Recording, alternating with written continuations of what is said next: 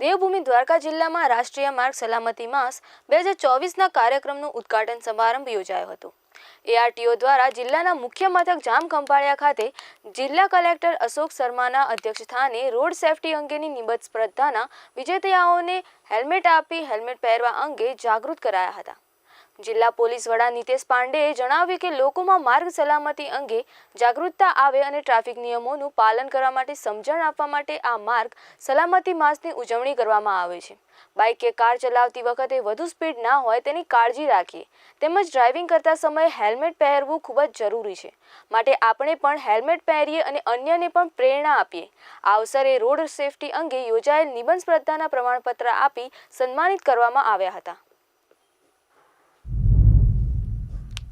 રાષ્ટ્રીય માર્ગ સલામતી સપ્તાહ અંતર્ગત આજે દેવભૂમિ દ્વારકા જિલ્લામાં એસએનડીટી વિદ્યા સંકુલમાં આપણે અસંખ્ય વિદ્યાર્થીઓની હાજરીમાં ટ્રાફિક નિયમનના સંદર્ભમાં માર્ગ સલામતીના સંદર્ભમાં એક કાર્યક્રમ કર્યો છે।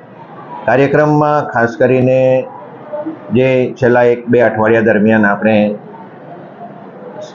સલામતીના સંદર્ભ માર્ગ સલામતીના સંદર્ભમાં જે હરીફાઈઓ નિબંધ હરીફાઈ કરી હતી એના જે વિજેતાઓ છે એમને પ્રમાણપત્ર અને હેલ્મેટ આપણે આપ્યા છે। આજના કાર્યક્રમનો અમારો ઉદ્દેશ એ છે કે આપણા યુવાઓ માર્ગ ઉપર પોતાનું વાહન ચલાવતી વેળા પોતાની જાતનું અને બીજાનું સલામતીનું ધ્યાન રાખે।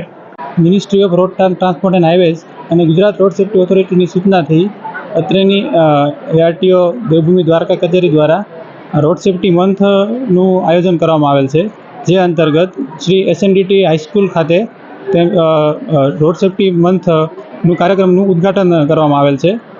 આ કાર્યક્રમ અમે 15 જાન્યુઆરીથી 14 ફેબ્રુઆરી સુધી અમે કરવાના છીએ, જે અંતર્ગત લોકોમાં રોડ સેફ્ટી અંગેની જાગૃતિ ફેલાય તે અંગેના વિવિધ કાર્યક્રમો કરવાના છીએ, જેવા કે સ્કૂલ શાળા કોલેજોમાં seminar, medical checkup camp, good samaritan અંગે જાગૃતિ, વિવિધ ફિટનેસ કેમ્પ ખાતે રોડ સેફ્ટી કાર્યક્રમ, પછી 108 ટીમ દ્વારા પ્રાથમિક સારવારની તાલીમ વગેરે કાર્યક્રમો અમે કરવાના છીએ।